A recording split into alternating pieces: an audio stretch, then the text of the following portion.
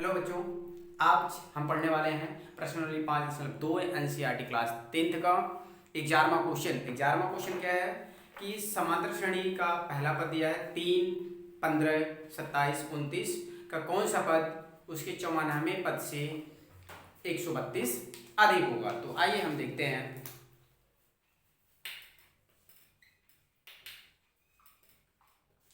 इसमें क्या कहता है कि एक समांतर श्रेणी दी गई है 3, 15, 27, 39 डेटा डैश। इसमें कहता है कि जो 54वां पद है 54वें पद से 132 कौन सा पद होगा। तो हम क्या मानेंगे कि यनवा पद है जो 54वें पद से 132 अधिक होगा। 54वां पद का मतलब a प्लस 53d होगा। तो यहाँ पर जो दिया गया है a बराबर दे दिया है 3, d equal to a2 minus a1 equal to 15 minus 3 बराबर कितना आ गया 12। यहाँ पर d का मान हमारा निकल आया। अब हम मानते हैं माना एनवा पद 54वें पद से 132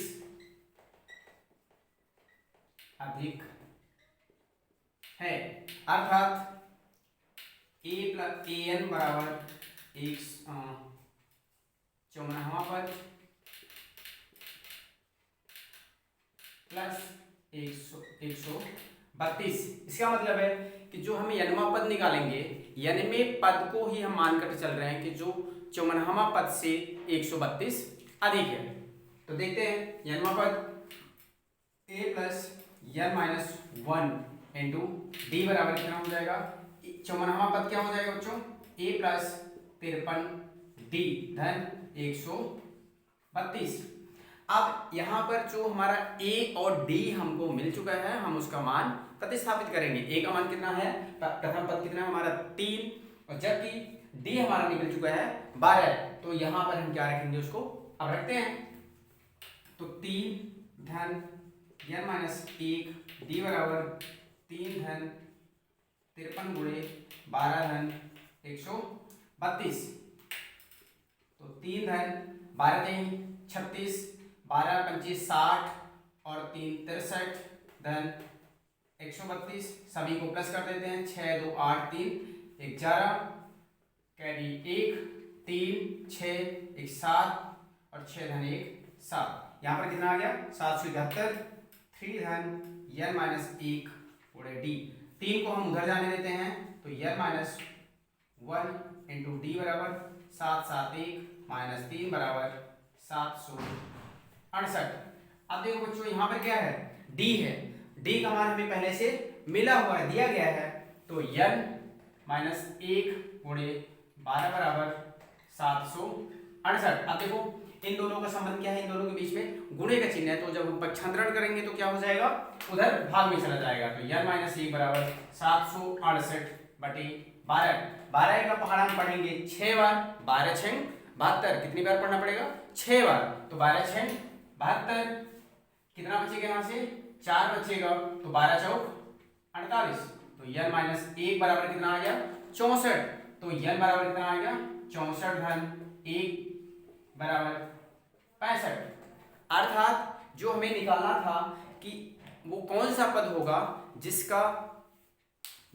54वें पद में हम 132 जोड़ने पर हमें प्राप्त होता था। तो वो पद है 65वां। अब हम पढ़ने वाले हैं सेम प्रश्नावली का 5.2 का क्वेश्चन नंबर 12। इसमें कहता है कि दो समांतर श्रेणियों का सार्वंतर क्या है, समान है। सार्वंतर मतलब d दोनों का क्या है बराबर है। यदि इनके सौवें पदों का अंतर 100 है तो इनके हजारवें पदों का अंतर कितना होगा। कहता है इसमें कि दो समांतर श्रेणी दी गई है और दोनों समांतर श्रेणी का जो सार्वंतर है वो कैसा है, समान है। जैसे हमने माना कि फर्स्ट एपी का प्रथम पद बराबर A1 है, सेकेंड AP का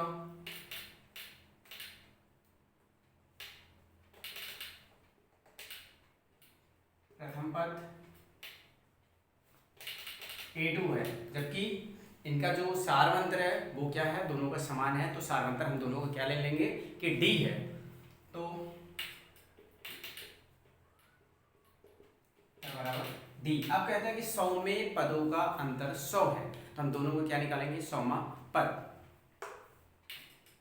A1 plus 99D minus A2 plus 99D बराबर 100। देखो बच्चों इसमें क्या है कि ये जो है हमारा, ये क्या है, प्रथम समांतर श्रेणी का 100वां पद है। A1 क्या था, हमारे प्रथम समांतर श्रेणी का पहला पद था, जबकि A2 क्या है, द्वितीय समांतर श्रेणी का पहला पद है। इन दोनों का जो अंतर दिया गया है, इनके 100वें पदों का अंतर दिया गया है, वो कितना दिया गया है, 100 दिया गया है। अब देखो यहां से इसको हम ब्रैकेट तोड़ देते हैं, A1 plus 99D minus A2। जब इस माइनस का हम ब्रैकेट, इस ब्रैकेट को तोड़ेंगे तो इस माइनस का दोनों जगह क्या हो जाएगा, गुणा हो जाएगा। तो यहाँ पर आ गया 99D बराबर 100। तो यहाँ से 99D और 99D क्या हो गया, कैंसिल आउट हो गया। तो बचा क्या, A1 माइनस A2 बराबर 100। इसको हम क्या रखेंगे, समीकरण 1 बनाकर रख लेते हैं। अब कहते हैं कि इनके 1000वें पदों का अंतर हमें ज्ञात करना है। क्या ज्ञात करना है, 1000वें पदों का अंतर कितना होगा, तो वो देखते हैं।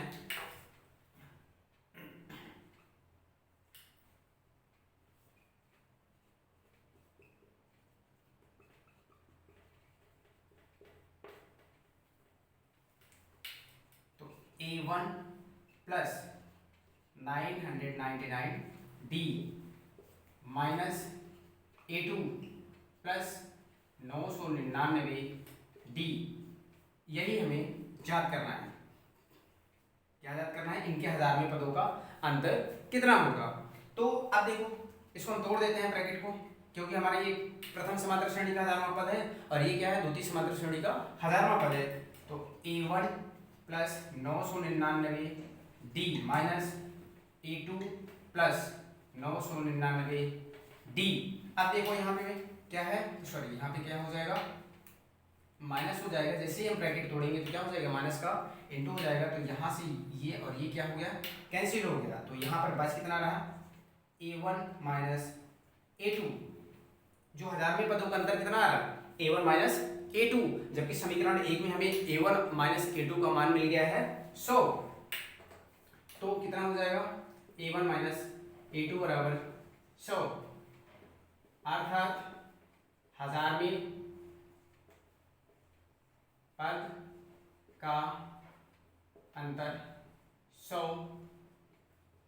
होगा। ठीक है बच्चों, देखो इसमें हमें दो समांतर श्रेणी दी गई थी, दोनों समांतर श्रेणी का क्या दिया गया था कि उनका जो D है वो समान है। अगर उनके 100वें पद का अंतर कितना दिया गया था, 100 दिया हुआ था, 100वें पद का अंतर 100 दिया गया था, तो हमें 1000वें पद का अंतर निकालना था, और जो 1000वें पद का अंतर कितना आ गया है, 100 आ गया है। अब है हमारा 13वां क्वेश्चन, कहता है कि 3 अंकों वाली कितनी संख्याएं हैं जो 7 से विभाज्य है।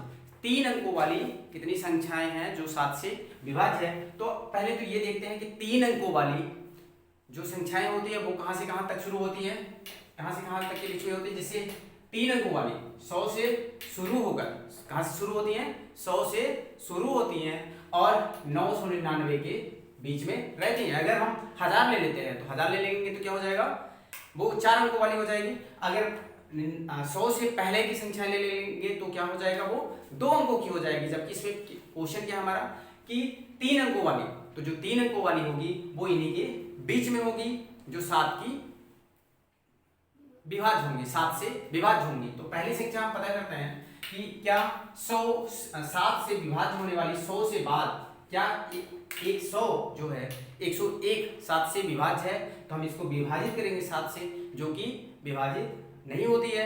हम चेक करेंगे 102, ये भी 7 से विभाज्य नहीं है। फिर हम चेक करेंगे 103, जो कि इसमें भी 103 में 7 का भाग देंगे तो शेषफल हमारा शून्य नहीं बचेगा। 104 को चेक करेंगे, 104 भी क्या है, 7 से विभाज्य नहीं है। अब हम आते हैं 105 पर। 105 जो है वो 7 से विभाज्य है। तो इस समांतर श्रेणी का जो 3 अंकों की होगी और 7 से विभाज्य होगी, उसका प्रथम पद में क्या मिल गया है, 105। अर्थात जो एपी होगा हमारा वो कैसा होगा, 105। फिर 7 से विभाज्य होने वाली, हम इसमें साथ साथ क्या करते जाएंगे, प्लस करते जाएंगे। तो 112 हो गया, फिर 119 हो गया, डैश डैश। अब इसका अंतिम पद कितना, कौन सा होगा जो विभाज्य होगा। तो 999 को हम चेक करेंगे। 999 क्या 7 से विभाजित हो जाएगा या नहीं। 7 एकम 7, 2 बचेगा, 29 हो जाएगा, 7 चौक 28 हो जाएगा, 1 बचेगा, फिर कितना बचेगा, 19 हो जाएगा, जो 7 से विभाज्य नहीं होगा। अगर हम 998 की बात करें तो 7 एकम 7, ये 2 बचेगा, 29 हो जाएगा, 7 चौक 28 हो जाएगा, फिर 1 बचेगा, 7 18 हो जाएगा, तो 7 दूनी 14 होता है। इसलिए 998 भी 7 से विभाज्य नहीं है। तो अगर 7 से विभाज्य नहीं है तो अगर हम चेक करें 995 को अगर हम 7 से विभाजित करते हैं तो 7 एकम 7 हो गया, 2 बचा, 29 हो गया, 7 चौक 28, तो भी नहीं कट रहा, 1 बचा, 7 दूनी 14। अब हम अगर चेक करते हैं 994 बटे 7, तो 7 एकम 7, 2 बचा, 7 चौक 28, 1 बचा, तो 7 दूनी 14। तो ये जो है 994 है वो 7 से विभाजित है। तो इस समांतर श्रेणी का लास्ट या अंतिम पद कितना हो जाएगा, 994। अब इसमें हमें याद करना है कि पदों की संख्या जो ये है, अनवा पद तो है, ये लास्ट पद क्या है जो हमारा 7 से विभाजित होने वाला है, वो 3 अंकों का है, वो 994 है। अब हम चेक करेंगे कि ये जो 994 है इस समांतर श्रेणी का कौन सा पद है। तो ए बराबर हमें क्या मिल गया है, ए बराबर 105, जबकि डी बराबर है 112 माइनस 105 बराबर 7। माना कि एनवा पद 994 है, तो ए एन बराबर 994, ए प्लस एन माइनस 1 गुणे डी बराबर 994 हो गया। अब ए का मान भी हमें मिला हुआ है और डी का भी मान हमें पहले से मिला हुआ है। तो ए बराबर कितना है, 105 धन एन माइनस 1 इंटू 7 बराबर 994। हम इसका 105 का उधर पक्षांतरण करेंगे, तो एन माइनस 1 इंटू 7, जैसे ही पक्षांतरण करते हैं तो कितना मिलेगा हमें, 105 इसमें से घट जाएगा, तो 889 मिल जाएगा। क्योंकि 4 में 5 गए तो 14 में 5 गए तो 9 हो जाएगा, 9 में क्योंकि ये 14 हुआ था तो 1 इसको दे दिया, तो कितना बचेगा 8, और फिर 9 में 1 चले गए तो 8। n माइनस 1 बराबर 8 8 9 बटे 7 बराबर कितना हो जाएगा, 7 एकम 7, बचेगा 1, तो 18 हो जाएगा, तो 7 दूनी 14, अब 4 बचेगा, अब कितना हो जाएगा, 7 से 49। तो यहाँ पर बच रहा है n माइनस 1 बराबर 127, तो n बराबर कितना आ गया, 128। मतलब क्या है इसका कि 7 से विभाजित होने वाली 3 अंकों की कितनी संख्याएं होंगी, 128 संख्याएं होंगी जो 7 से विभाजित हो जाएंगी। धन्यवाद।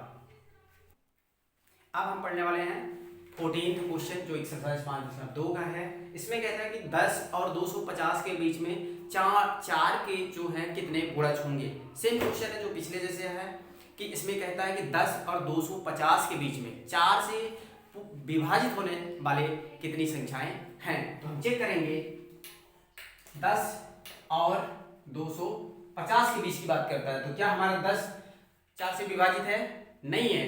तो हम देखेंगे 11 भी हमारा विभाजित नहीं है 4 से। चेक करेंगे 12, तो 12 क्या है, 4 से विभाजित है, अर्थात जो पहली संख्या है 4 से विभाजित होने वाली वो क्या है, 12 है। अंतिम संख्या अगर हम इसको विभाजित करते हैं 4 से तो ये भी विभाजित नहीं है। 249 को चेक करते हैं, ये भी नहीं है, और 248 को करते हैं तो है ये, क्योंकि 4 और 4 दूनी 8। तो प्रथम पद तो एपी क्या हो जाएगा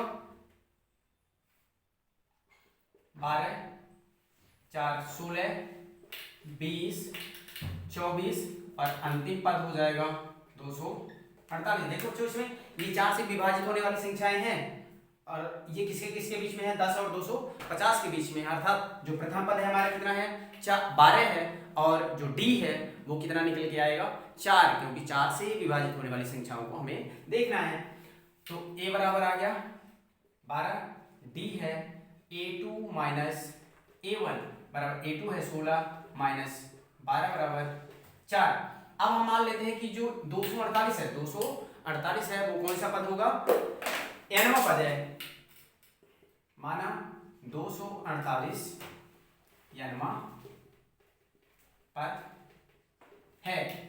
तो an बराबर 248 a plus n minus 1 d बराबर 248, a का मान है 12 धन n minus 1 into 4 is equal to 248, n minus 1 into 4 is equal to 248 minus 12। 248 में से 12 घटाएंगे तो कितना बचेगा 236, n minus 1 into 4, n minus 1 236 अपान 4। अब 4 से भाग दे देंगे, क्यों, क्योंकि 4 का हमने पंचांतरण किया है तो कितना हो जाएगा n माइनस 1 बराबर 236 बटे 4, 4 पंचा 20 हो जाएगा, बचेगा 3, तो 4 नया 36, तो n माइनस 1 बराबर कितना आ गया 59, तो n बराबर 59 प्लस 1, तो n बराबर आ गया 60। अर्थात 10 और 250 के बीच में 4 से विभाजित होने वाली संख्याएं कितनी हैं 60।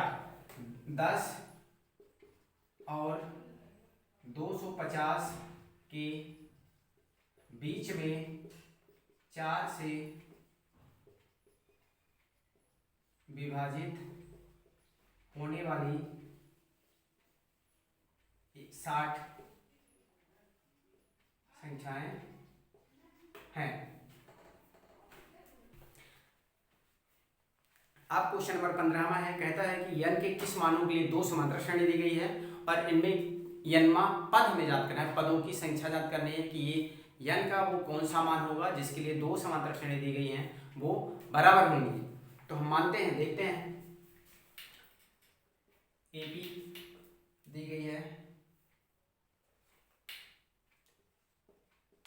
प्रथम AP 63,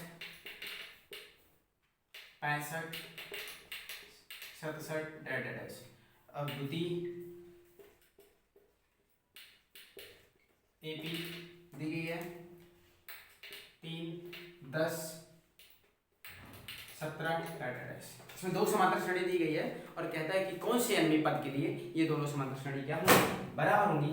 तो पहले समांतर श्रेणी का हमने A1 निकाला तो कितना है 63, D1 निकालेंगे यहीं से तो A2 माइनस A1 हो जाएगा, तो 65 माइनस 63 बराबर 2। प्रथम समांतर श्रेणी का जो पहला पद है वो 63 आ गया है, जबकि जो सारवंतर है वो कितना आ चुका है 2 आ चुका है। अब हम A2 की बात करते हैं। A2 का मतलब समांतर श्रेणी द्वितीय जो दी गई है, तो A2 बराबर कितना है 3। जो समांतर द्वितीय समांतर श्रेणी है उसका प्रथम पद कितना है 3 है, जबकि हम D2 का मतलब A2 और D2 का मतलब होगा द्वितीय समांतर श्रेणी, जबकि A1 और A2 का मतलब D1 का मतलब क्या हो जाएगा प्रथम समांतर श्रेणी का पहला पद और समांतर पद। अब हम देखते हैं D2 कितना निकलेगा A2 माइनस A1 बराबर 10 माइनस 3 बराबर हो गया 7। अर्थात जो द्वितीय समांतर श्रेणी है उसका प्रथम पद 3 आ गया है और सारवंतर कितना आ गया है 7। अब हम मान लेते हैं कि ये दोनों समांतर श्रेणी nवें पदों के लिए बराबर होगा, माना nवें पद के लिए दोनों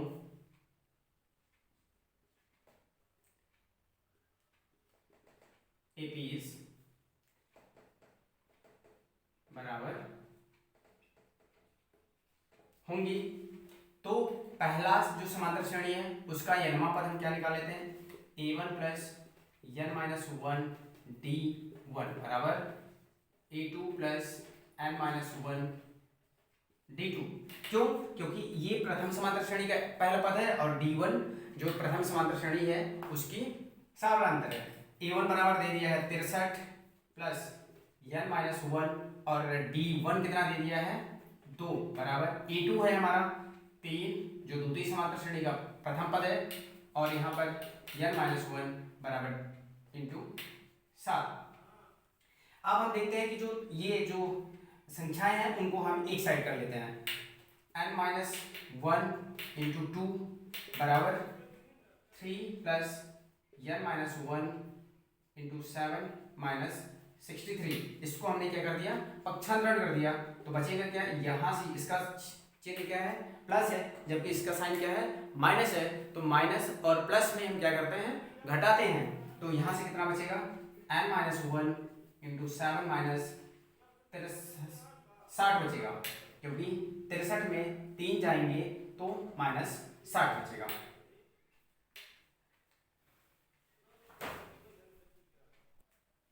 अब हम क्या करेंगे कि इसका हम इंटू कर देते हैं। तो यहाँ पे कितना हो जाएगा 2n माइनस टू बराबर n माइनस वन गुणे 7 माइनस 60।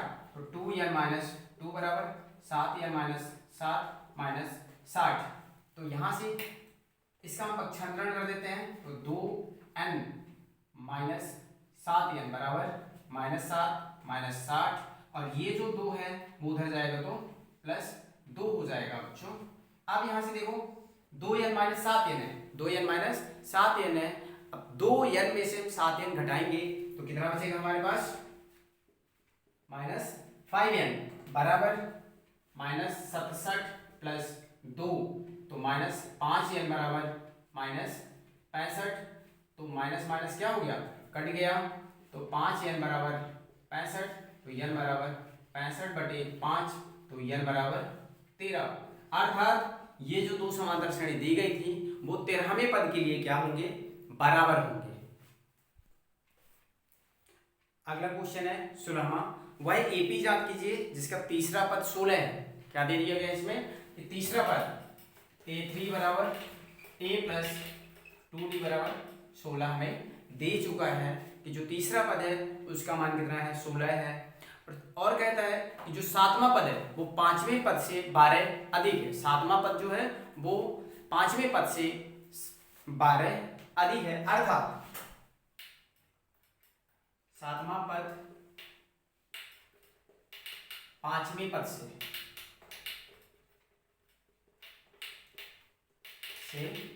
12 अधिक है। अर्थात इसका मतलब क्या है कि जो सातवां पद है और जो पांचवा पद है इस तरह से उसको हम लिख सकते हैं कि सातवां पद a7 सातवां पद हो गया और a5 धन 12। अगर कहता है कि जो पांचवा पद है वो सातवां पद है वो पांचवें पद से 12 अधिक है, अर्थात इसका मतलब होता है कि जो a7 का मान होगा जब हम पांचवें पद में 12 जोड़ देंगे तो हमें सातवां पद मिल जाएगा। अर्थात इस तरह से ये दोनों बराबर होंगे। अब a7 का मान होता है a प्लस 6d बराबर a प्लस 4d बराबर 12। अब हम इनका क्या कर देंगे पक्षांतरण कर देंगे। तो a plus 6d minus a plus 4d बराबर कितना हो गया 12 हो गया 12 हो गया।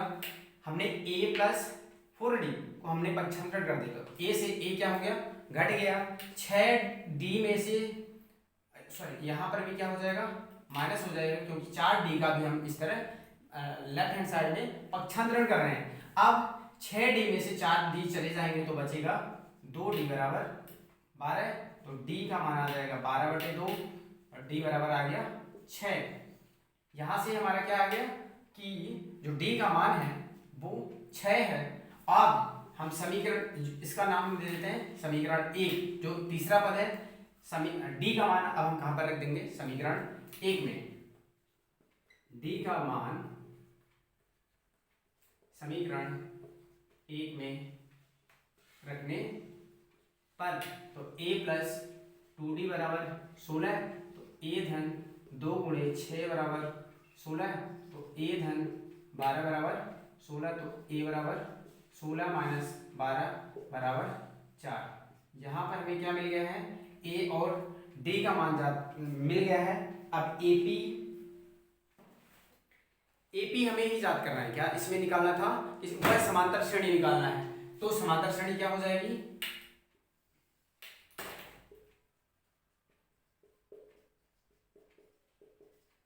बराबर हो जाएगा, क्या होता है, ए प्लस डी, ए प्लस 2d डाटा बेस। तो यहाँ पर ए का मान कितना है, 4 आ गया है। ए प्लस डी अर्थात 4 धन 6, और तीसरा पद क्या हो जाएगा, 4 धन 2 गुणे 6, तो यहां से ये क्या आ गया, 4 10 6 दूनी 12 धन 4 16। तो जो हमारी समांतर श्रेणी बन रही है वो क्या आ रही है कि 4 उसका प्रथम पद होगा, द्वितीय पद कितना है 10 है, और तृतीय पद कितना है 16 है।